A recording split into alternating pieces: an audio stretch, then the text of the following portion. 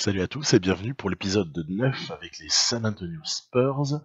C'est un épisode où on va aborder plusieurs choses. On va surtout constater que cette équipe, elle est vraiment en train de prendre forme. Vous me direz, ah bon, t'as été champion l'année d'avant, t'as attendu pour prendre forme après un titre de champion? Non, c'est pas ça, c'est que déjà, il y a ce rookie là de l'année précédente sur lequel franchement on peut s'attarder, ce Samanic est super intéressant. Après, j'ai aussi fait quelques petites avancées au niveau du jeu au poste. Donc ça, c'est un deuxième truc dont je vais vous parler dans cet épisode-là. Et puis, enfin, on passera à une série de matchs, comme je le fais souvent dans ces épisodes de saison, pour un petit peu voir si tout ça est en place, comment est-ce qu'on se comporte, quel jeu, est-ce que on a de la facilité ou pas avec cette équipe? C'est parti. Alors, Samanic, on l'a drafté en 2019 avec le choix numéro 8. On avait fait une saison alors qui était relativement mauvaise, mais il a passé une année en Europe. Il avait encore une année en Europe avant de venir en NBA, donc c'est pour ça qu'il est au tout début de son contrat rookie, vous voyez, le contrat en 2 années plus 2. Alors déjà, c'est un vrai joueur. C'est un vrai joueur, il est croate, il joue encore à Ljubljana, et c'est un power forward, c'est-à-dire un ailier fort. Il fait 6'11", c'est-à-dire qu'il fait aux environs de 2m08, quoi. Voilà, 2m08. Il a des tas et des tas de qualités, ce sont les rapports de scouting qui le disent, notamment un gros QI, il y a un potentiel à 3 points, il y a une intelligence défensive qui peut lui permettre de devenir un bien meilleur défenseur. Il y a beaucoup de choses, une rapidité aussi pour sa taille. Il y a juste encore des petites limites, c'est sa capacité à switcher en défense sur des postes 1 ou 2 assez rapides, la manière dont il va peut-être physiquement se développer, et puis peut-être aussi au niveau intérieur, parfois un manque de force, il ne fait que 95 kilos, il fait un peu moins de 100 kilos, disons. Voilà. C'est encore un peu frêle pour se frotter à certains gros babards de la raquette. Alors, il a un mentor particulier, évidemment, chez nous, c'est LaMarcus Aldridge, en espérant qu'il y ait un transfert de badge, là, notamment spécialiste du pick and pop, catch and shoot, ça m'intéresse au plus haut point. Et on voit quand même que malgré ses progrès qu'il peut encore faire, c'est déjà un joueur qui est quand même super intéressant et capable, déjà dans pas mal de matchs que j'ai joué, de jouer un rôle super intéressant. Vous voyez, il y a le shoot à 3 points, il y a, il y a le fade away, qu'il est vraiment en maîtrise, il est vraiment en maîtrise de ça. Les petits moves aussi, il fait semblant de faire un fade away, en fait on enroule, tac, et contre la planche. En fait c'est un joueur qui a une bonne palette, il sait à peu près tout faire, regardez-le sur Michael Porter Jr. par exemple ici. Porter Jr. qui va vers un panier facile, bah pas du tout. Avec son envergure, Samanic, il contre, il récupère le rebond et il permet de jouer derrière. Là, c'est pareil, encore une fois, une situation où le shoot à 3 points, il est intéressant. Ce que j'ai pas illustré, moi, davantage, c'est sa capacité à driver qui, dans la réalité, est certaine. Paraît-il qu'il est un bon driver pour sa taille. C'est ce que j'ai lu dans les rapports. Vous savez que on est au mois de janvier, les mock drafts, ça se précise et tous les jeunes joueurs sont scoutés. Et il y a notamment ce Samanic qui fait l'objet de rapports, qui est observé. Il est déjà annoncé peut-être relativement haut dans la prochaine draft 2019. Bref, voilà, nous, on a la chance de l'avoir. Je lui ai personnalisé son entraînement pour essayer de lui renforcer notamment ses fondamentaux là. Et puis, ben écoutez, on va bien voir de quelle façon il se développe. Je lui avais fait jouer évidemment du potentiel inexploité. Bon, à suivre. À suivre. Autre point à aborder, c'est donc une meilleure exploitation du poste bas pour lancer pas mal de systèmes à partir du poste bas. Il y en a un certain nombre là, qui sont vraiment géniaux. Je suis vraiment gros fan. En plus, ça nous va bien aux Spurs de jouer de façon un petit peu décalée dans la NBA actuelle qui pense qu'à shooter à 3 points. Moi, je suis assez content dans cette partie-là de pouvoir proposer autre chose. Vraiment autre chose. Ça veut pas dire qu'on shoot jamais à 3 points, mais bon, voilà.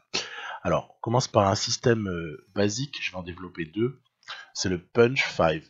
Alors, celui-là, il est super simple, puisque, en fait, on va donner la balle au poste bas, et derrière il va y avoir des courses, plusieurs courses, notamment une qui peut s'avérer super intéressante, c'est celle du meneur. Donc on va recommencer, voilà, cette fois-ci c'est Lonnie Walker qui est positionné en meneur de jeu. Ensuite, prise de position, voilà, Samanic, qu'est-ce qui va se passer? Hop, il a quelqu'un de pas horrible face à lui. Il a un rookie de Cleveland, là en l'occurrence, qui s'appelle Little. C'est un vrai joueur là aussi. C'est un vrai joueur, mais créé évidemment. Hein. Et ensuite, il va retrouver pour son meneur pour la coupe vers le panier. Encore une fois, situation où il y a prise de position. Voilà, Aldridge. Qu'est-ce qu'on va constater? C'est que Sexton, en fait, a très bien défendu et la passe n'a pas été réellement possible. Bon, écoutez, dans ce cas-là, il faut se débrouiller. Il faut accepter peut-être de terminer en fade away, comme ça vient d'être fait. Là, autre cas. Donc, on est de nouveau, voilà, balle au meneur, transfert de ballon. Samanic attend un mouvement. Ce mouvement a lieu, Lillard ne regarde pas. Et on va profiter du moment, évidemment, où le meneur qui défend son vis-à-vis ne regarde pas pour transférer la balle. Parce qu'en fait, si le joueur a la tête tournée vers le ballon à ce moment-là, il va sûrement intercepter. Faut se méfier. Autre exemple, je l'ai appliqué là avec les Celtics. Vous savez que j'ai une partie avec les Celtics aussi. Qu'est-ce qu'on peut remarquer ici? C'est que les mouvements n'ont pas donné lieu à une possibilité de passe. Du coup, soit c'est fade away, soit transfert parce qu'on a repéré, ça c'est de l'opportunisme, on a repéré qu'il y avait quelqu'un qui défendait de façon un peu lointaine sur son vis-à-vis. En l'occurrence, c'était Kyle Anderson. Là, pareil avec les Bulls. Ici, pareil, ça va être une situation d'opportunisme. Regardez Portis. Bam! Évidemment, il faut saisir, hein, on en profite. Dès qu'il y a une course intéressante vers le cercle, on en profite. Là, ça va être peut-être un petit peu plus classique, du côté des Celtics toujours. Ça va être balle à Morris. Derrière, que se passe-t-il? Patty Mills, faible défense sur Irving, qui n'a plus qu'à poser la balle dans le cercle. Et encore un petit exemple, c'est ici avec les Knicks. Donc, vous savez qu'aux Knicks, j'ai Anthony Davis. Là, par sa prise de position, il a pris déjà le meilleur sur son défenseur. Du coup, la conclusion est évidente. Voilà. On pourrait en donner 1000. Punch 5 Horn Fist 2. Ça, c'est l'autre système dont je vous parle. Extrêmement lucratif. Pourquoi? Pour une raison assez incroyable, c'est que il provoque des mismatchs. En tout cas, moi, 8 fois sur 10, ça me provoque une différence de taille sous le cercle qu'il n'y a plus qu'à exploiter. Après, attention, hein, ça peut aussi s'adapter en défense. Alors, balle sur le côté. Ok, ensuite, pivot dans l'axe. Très bien, et maintenant, il va falloir transférer le ballon. Transférer le ballon, ça peut être simple, comme ici, puisque Lillard a une défense relativement passive, et puis du coup, Aldridge se régale. Ça, c'est un panier 100% certain. Et puis on va voir qu'il peut y avoir des défenses plus ou moins délicates pour le pass. Regardez déjà là. Déjà ici, moins rigolo. Prise de position de Samanic, il faut quand même penser aux 3 secondes. Hein. Très joli transfert de Baines. Mais on fait quoi maintenant? Là, réellement, il n'y a pas de démarquage. On est obligé de partir sur un fadeaway. Sinon, j'aurais aussi pu tenter un move près du cercle. Hein. C'était l'un ou l'autre. Mais c'était un petit peu délicat de tenter autre chose. Pareil, balle en tête de raquette, le pivot, en l'occurrence là c'est Baines qui va essayer de passer la balle à Aldridge, mais qu'est-ce qui se passe? C'est que Sexton, bien que plus petit, il est exactement sur la ligne de passe en fait, sauf là, voilà. Donc en fait ça a demandé quoi? Ça a demandé d'attendre le bon moment pour passer. Donc c'est la seule restriction à ce système-là, c'est que pour faire les passes, il faut être vraiment dans un bon tempo. Ou alors avoir, comme on l'avait vu juste avant, un faible défenseur, mais en tout cas, ça provoque très souvent ce qu'on appelle le switch défensif.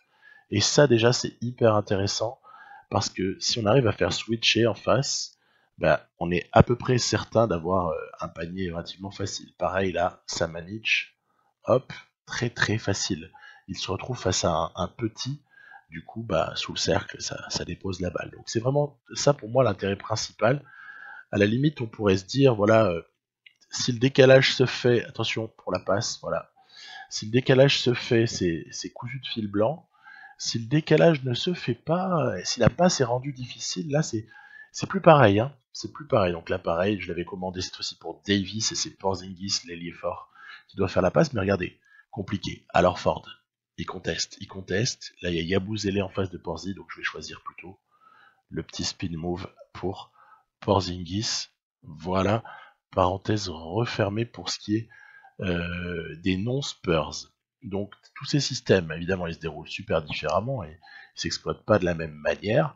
Il y en a même certains qui ont des effets assez surprenants. Je pense au Punch Loop 25 qui peut procurer notamment des shoots à 3 points super rapides. C'est ça qui est assez énorme par une fixation au poste. Bon, bref, on reparlera de tout ça et maintenant place à l'avancement de la saison. Donc on s'était quitté à 4 victoires, 0 défaites. Et ben j'ai un petit peu avancé. Un petit peu avancé parce qu'il fallait notamment expérimenter pas mal de systèmes, expérimenter une manière de jouer là avec cette équipe. Puis comme ça, quand je me sens prêt à aller de l'avant, à simuler plus massivement, bah, c'est l'occasion à ce moment-là d'aller jusqu'au playoff, parce que j'espère quand même qu'on va aller en playoff. Et à ce moment-là, ben, on va plus vite, et quand on ira plus vite, ça voudra dire qu'on se sent prêt à affronter les playoffs. Voilà, tout simplement. Donc là, on est face à OKC dans un match qui est relativement maîtrisé pour le moment. Début de match plutôt confortable, avec même des jolis tirs à 3 points. Hein. J'ai pas dit que j'en prenais jamais, mais j'en prends beaucoup moins que les autres équipes. Voilà, c'est la seule différence avec ces Spurs. Hein. Donc, on prend beaucoup moins de shoot à 3 points qu'avec d'autres équipes, mais ça n'empêche pas d'en prendre quand ils sont ouverts ou quand en sortie de pick and roll. Là, comme ça, il y a moyen de shooter derrière l'écran. Attention à OKC qui va sur le final va revenir. Voilà, en plus, Paul George s'y reprend à 2 fois, mais il y arrive. Et derrière, ah là là là là là, le vol de balle. Ça sent quelque chose, ça sentirait presque la prolongation de cette histoire-là. On a un ballon quand même, on a une balle de match, donc on va le jouer. Oh bah tiens, quelle bête faute, quelle faute stupide de Paul George. En même temps, si on met pas les lancers francs, ça lui donnera raison. Je pense qu'il a tenté l'interception en fait. Hein. 48-47, aïe aïe aïe.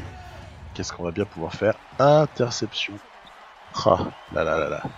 Aaron Baines qui a encore frappé. Interception et derrière c'est la contre-attaque. Attention quand même au shoot. Au moins on s'est mis sur le chemin. Et on a bien fait parce que Westbrook est capable de les rentrer en niveau superstar. Il peut vous rentrer des shoots comme ça assez improbables. Donc une victoire. Donc pas facile avec un gros DeRozan, un Samanic tout à fait correct. Voilà, donc c'est toujours intéressant. Ensuite, ce sont les Timberwolves. Alors, a priori, une équipe à notre portée. J'ai fait péter les maillots pourris pour ce match-là. C'était un petit peu pour rigoler.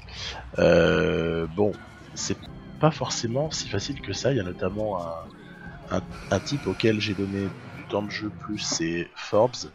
Voilà, pendant quelques temps, j'ai sorti Okobo et Parker de la rotation parce que je voulais peut-être essayer d'exploiter aussi certains systèmes à 3 points pour Forbes. Mais ça, si ça fonctionne bien, je vous en reparlerai. Je suis pas encore prêt à tirer la moindre conclusion dans un sens ou dans l'autre. Mais toutefois, voilà, je voulais vraiment lui donner sa chance parce qu'en fait, en première saison et en deuxième saison, je l'avais très peu fait jouer. En deuxième saison et en première saison, il avait été dégueulasse. Tout comme notre équipe, d'ailleurs, de manière générale, avait été vraiment pauvre, quoi, et pitoyable. Et quand j'y réfléchis, je me dis que Moi aussi j'avais dû être un peu pauvre et pitoyable dans le gameplay en fait, hein, parce que tout de même il y avait sûrement mieux à faire que cette horrible place qui nous avait conduit du coup jusqu'à un 8ème pic, hein, donc quand même. Alors que là on voit badaboum, le retour est impossible, mais au moins DeRozan s'est fait plaisir en écrasant un dunk, et puis voilà, hein, donc c'est un match qu'on va perdre, on va avoir fait face à l'insolence totale de certains des Minnesota Timberwolves, notamment Okoji là, qui a été super relou. Un petit cauchemar à oublier hein, dans cet épisode. Cauchemar à oublier que cette défaite à Minnesota, surtout que c'était une équipe qui avait pas beaucoup gagné avant de nous battre, et puis on est allé se faire un peu éclater. Mais bon, voilà. Ça fait partie, il n'y a pas que des victoires. Je crois qu'en fait, le côté très athlétique des Timberwolves, et encore ils n'avaient pas Wiggins, hein, qui est aussi un joueur assez athlétique. Le côté hyper athlétique des Wolves m'a fait très mal. Parce que même si cette équipe des Spurs là qu'on a cette année est pas mal du tout, elle reste quand même en déficit athlétique par rapport comme ça à une équipe capable d'aligner du Okoji. J'ai trouvé vraiment très bon en gros progrès Okoji. Hein. Karl Anthony Towns, il n'y a pas besoin d'en parler. Il y avait vraiment des joueurs là qui étaient un peu pénibles pour nous, quasiment sur chaque poste.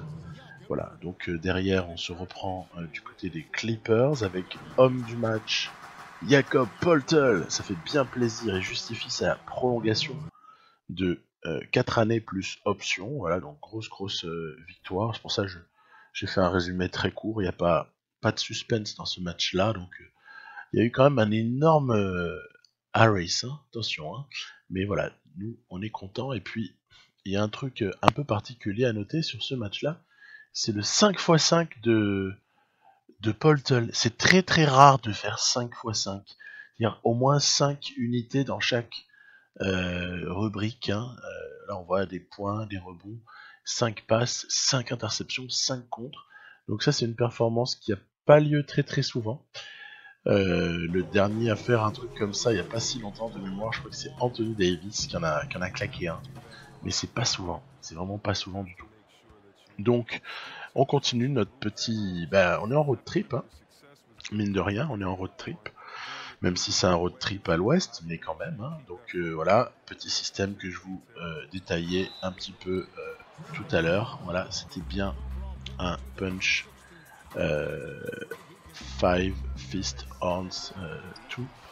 Horn fist 2, c'était pour l'avantage de taille à l'intérieur de la raquette. Vous verrez de toute façon que dans les matchs là que j'ai présenté dans cet épisode là, j'ai fait exprès d'appliquer pas mal de systèmes. Là on a un petit aperçu de celui dont je vous parlais tout à l'heure, le punch loop 25. En fait je ne le déroule jamais jusqu'au bout parce que j'ai très souvent un shoot ouvert qui se présente à un de soit mon arrière soit mon ailier en fait. Et du coup c'est assez confortable. Shoot ouvert je prends hein, quand même, hein. Faut pas rigoler non plus. Même si on essaie de trouver du jeu placé, on essaie d'exécuter des systèmes, mais dès qu'on a un shoot ouvert qui arriverait un poil même avant l'exécution d'un système, la fin de l'exécution, on le prend, hein, y a pas de... Voilà, c'est comme ici, hein. C'est comme ici, la porte s'ouvre alors que normalement il y avait un retour qui était programmé sur Forbes. Je prends, hein, évidemment, hein, avec DeRozan qui est extrêmement capable d'aller comme ça arracher le cercle, hein, donc on se gêne pas. Alors là c'est un petit peu compliqué quand même parce qu'on avait une avance et puis on s'est fait reprendre. Alors c'est pour ça que je reviens à des fondamentaux. Là il y a encore une fois un mouvement intéressant. Là ce quick 3 fist 1-5 horns, là il est pas mal du tout parce que ça fait 2 fois qu'il me libère un shooter sur lequel le défenseur n'est pas monté. Peut-être aussi pour le moment que l'ami Samanic n'est pas encore respecté. C'est un rookie. Je m'amuse, hein, j'essaie de coller à la réalité. Le mec est pas respecté comme il le devrait parce que on sait très bien que les rookies sont souvent un peu pris de haut Et là, il y a un joli dunk à aller, bam, écrasé pour Lonnie Walker.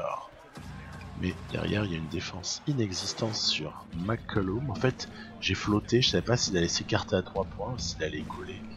Malheureusement, il a mystifié Lonnie Walker qui, par ailleurs, est un très bon défenseur. Allez, on continue à aller chercher la raquette. Voilà, Samanic a l'avantage de taille sur Lillard. Voilà, on connaît des séquences là qui correspondent à ceux dont j'ai parlé tout à l'heure quand je parlais de ces deux systèmes. Mais il y en a encore d'autres hein, même qui sont vraiment intéressants. Simplement, je pouvais pas en détailler 5 ou 6 dans un épisode. Fallait un peu équilibrer. Samanic, homme du match. Tiens, voilà, ça c'est très intéressant. Le jeune Samanic commence déjà à faire des ravages en NBA. Ça me fait bien plaisir, j'avoue. Il y a quand même une fin de match à assurer, hein, même s'il y a plus 6, on est pas mal. Ça revient à 4 points. On va là encore continuer à répéter nos séquences. Voilà, balle à Poeltl qui va transférer à Aldridge qui va venir comme ça très facilement face à Lillard. Voilà, rentabilisé, on lui avait provoqué un avantage de taille, il va l'exploiter. Et un dernier ballon volé plus tard, l'histoire est entendue, a priori en tout cas. Donc, attention, méfiance toujours. C'est Trent Junior. Ils ont récupéré Trent Junior, celui qui est à Washington normalement. Donc intéressant. À mon avis, c'est plutôt un joueur qui évolue pas mal dans Touquet. Donc bonne pioche pour les Blazers. Insuffisant pour nous taper. Je suis assez content. Globalement, encore un match plutôt pas trop mal. Voilà, on a 33 points pour Samanic, record en carrière. Dans la foulée, attention, ça pique. Les Mavericks, attention, il y a l'image de DeMarcus Cousins, même s'il est blessé. À noter que Dennis Smith aussi est blessé, mais ça reste quand même une très bonne équipe. Alors si vous rajoutez Smith non blessé et Cousins, là ça ferait une équipe qui, à mon avis, joue top 4 hein, de la conférence. On verra à la fin, mais moi c'est comme ça que je le sens. Ils sont vraiment pas mal. J'ai mis vraiment comme une sangsue, même si là par exemple c'est un mauvais exemple, mais Lonnie Walker a été, il avait du retard, mis comme une sangsue sur l'ami Luka Doncic. Et puis celui qui va nous faire la chanson, c'est d'une part Harrison Barnes, mais aussi Jalen Brunson. Ah, qu'est-ce qui nous a fait mal celui-là, encore une fois, tiens, le petit loop là, le système en loop pour DeRozan à 3 points. Qu'est-ce qui nous ont fait mal les deux là, entre Barnes et Jalen Brunson, mais ils nous ont mis vraiment dans l'embarras. Ils ont vraiment fait beaucoup de mal. Allez, ça c'est un système aussi qui est sympathique. On va aller retrouver l'intérieur. Sauf que là, il n'y a pas de décalage de fait, il n'y a pas de mismatch. Il va falloir qu'il se débrouille l'ami Lamarcus. Avec la feinte. Magnifique. Du coup, il prend le end one qui nous permet de revenir un petit peu. On était mené de 13.1 dans ce match-là. Donc, malheureusement, sur ce panier, ça va remonter. L'écart va remonter à 11 points. Il reste maintenant 9 points d'écart, 1:30 à jouer. Il y a vraiment plus beaucoup droit à l'erreur. Allez, petit pick and roll ici avec Poeltl. Yes, très bon. Très bon jeu à deux. Merci DeRozan, merci Poeltl. Poeltl, de toute façon, on a vu que il a un insigne. Hein, je vous renvoie à ma vidéo là sur les intérieurs, là où je montre un petit peu les évolutions de certains, les entraînements également. On a vu, alors que là il y a un énorme shoot de force. On a vu que Poeltl, s'il avait une qualité offensivement, s'il avait une grande qualité, c'était le pick and roll. Notamment la capacité à rouler vers le cercle. Donc en fait, il faut jamais hésiter à le servir quand on voit qu'il a posé son écran et qu'il commence à aller vers le cercle. Il aura probablement toujours des chances supplémentaires par rapport à ses notes de réussir en fait. Voilà. Donc là je vois que le chemin du panier est un peu bloqué. C'est une possession super importante. On a réussi à revenir à 2 points. Donc c'est pas le moment de faire n'importe quoi. On va rendre la balle à DeRozan. Et puis acrobatiquement, celui-là il était difficile. C'était très difficile comme shoot. Derrière, ah là là, j'étais deux doigts de voler la balle, mais du coup il y a panier facile. Allez, on va pas s'affoler, encore une fois. Le petit shoot n'a pas fonctionné derrière l'écran, mais Aldridge était là. Aldridge qui est dans un super match. Interception, je balance. Oh là là là là. Oh, comment s'en veut sur ces trucs-là. Du coup, la dernière balle, elle est pour les Mavericks qui ratent heureusement, mais on n'était pas si loin du panier juste énorme. Donc bon, très bien, prolongation. On va déjà commencer par anticiper. L'IA cherche souvent cette position au poste bas sur remise en touche à cet endroit-là. Donc je le sais, j'ai tendance à anticiper pour couper la passe ou bien même intercepter, ça dépend. Là on avait un shoot ouvert dans la prolongation pour faire très mal, on serait passé à plus 5 au lieu de ça, évidemment ça va revenir. Alors leur petit jeune là qui remplace Cousins, puisque Cousins est blessé donc, leur petit jeune est loin d'être pourri, franchement il est pas mal. Il est pas mal du tout. Là c'est Baines qui va retrouver magnifiquement Aldridge. Franchement c'est un move qui est super beau celui-là. Il était basé sur un système là que vous aviez vu s'afficher. Aldridge vraiment incroyable. Vraiment cette fin de match elle lui appartient. Alors attention quand même, hein, parce que je trouve qu'on n'a pas beaucoup vu Luka Doncic. Derrière, bah tiens, comme un symbole, c'est Aldridge qui récupère ce ballon. Il fait un carton, hein. Vous allez voir les stats juste après, c'est un match exceptionnel de la Marcus Aldridge. Il a 35 ans, et là, interception de Samanic. C'était probablement l'interception du match. En fait, j'ai fait un bump. Je suis venu mettre le corps en opposition, c'est tout. J'ai pas tapé sur interception. Il pique la balle à son collègue des Balkans, Luka Doncic, pour une action qui est totalement déterminante, puisque derrière, ça va être le fall game, on a l'habitude, le fall game, etc. Bref, on va ficeler ce match, et c'est pas dommage, hein, en ayant été mené de 13, de réussir à revenir comme ça, je suis vraiment assez content, avec à noter un 17-4 qu'on leur a mis en quatrième quart-temps, c'est assez énorme, et en prolongation un 14-4, donc vraiment une fin de match mythique de la part des Spurs là. Ça ressemble un peu à tout ce qu'on avait pu voir dans les playoffs là l'année qui avait précédé, hein, où sur les fins de match cette équipe qui ne paye pas de mine, sur les fins de match cette équipe était incroyable. Donc dans la foulée on continue à se balader. Cette fois-ci c'est du côté des Nuggets, donc tous ces matchs sont chez des équipes qui pourraient toutes nous battre en fait. On est peut-être, il y a juste peut-être les Clippers, hein, qui sont un peu plus faibles dans ce qu'on a vu là, l'enchaînement. Mais sinon tout le reste, ça pourrait nous battre sans qu'il y ait vraiment à redire, quoi. Surtout en se déplaçant chez ces équipes-là, hein.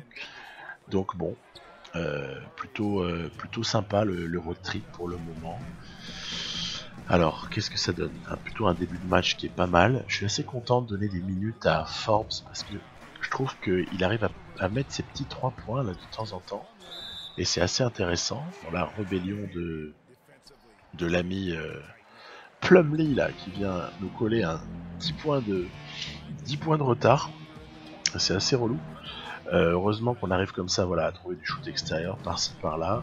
Encore une fois, Lonnie Walker non plus, mec qui paye pas de mine, mais qui aligne, quoi.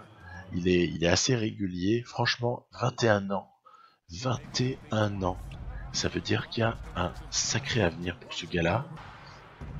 En tout cas pour ce qui est de notre partie, parce il avoisine les 80 et il a 21 ans avec un potentiel qui est au-delà de 86, je crois, de mémoire. Mais si je lui refais un camp d'entraînement, il monte à 88 ou 89, ça peut devenir un All-Star, peut-être même davantage. Faut voir. En tout cas, il y a de l'avenir dans cette équipe, que ce soit pour un Walker ou pour un Samanic. Il y a vraiment deux types là qui sont des potentiels top players en puissance. La énorme contre de Samanic. Et derrière la contre-attaque pour DeJounte Murray qui vient poser tranquillement. Je vous avais déjà dit à quel point j'étais fan, hein, de DeJounte Murray. Parce que moi j'aime bien ces profils là de meneur. Je sais qu'il y a plein de gens qui n'aiment pas. ces meneurs-là, souvent pas assez bons offensivement, pas assez de talent quelque part. Là, on voit qu'on a flirté avec l'interception du coup de panier facile de Jokic. Ils ont pris un point d'avance. Encore du Aldridge inarrêtable à l'intérieur. Je dis encore par rapport au match précédent, hein, parce que dans ce match-là, c'était assez délicat. Mais je l'avais pas beaucoup servi en fait. J'avais joué un peu plus pour d'autres joueurs. Baines nous donne 3 points d'avance, donc c'est plutôt pas mal. Jokic bien contesté par Aaron Baines. Oh là là, j'ai raté l'interception. Énorme. J'ai intercepté, pardon, et derrière je vais relancer trop vite. Interception. Mais heureusement, hop, petit ballon tapé par DeJounte Murray. Derrière, Fall Game. Balle à DeRozan. Je crois que c'est un logiciel qu'on commence à avoir compris. C'est tout le temps le même. Hein. Je peux donner la balle à Walker, il est très bon aussi. Ah là, attention, ça revient à 2 points. On va quand même pas déconner non plus. Donc, encore une fois, voilà. Vous voyez, je peux donner aussi la balle à Walker, qui est très régulier au lancer franc. En tout cas, il a un timing de shoot qui permet de faire souvent le perfect, hein, comme on peut dire. Donc, c'est pas une victoire avec une énorme marge, mais par contre, elle est, pour moi, elle a de la valeur. Une victoire du côté de Denver, ça a toujours de la valeur. Parce qu'il y a quand même équipe en face. Hein. Alors ensuite, on a une réception qui est celle des Cavaliers. Alors qu'est-ce que les Cavaliers peuvent nous proposer? C'est intéressant.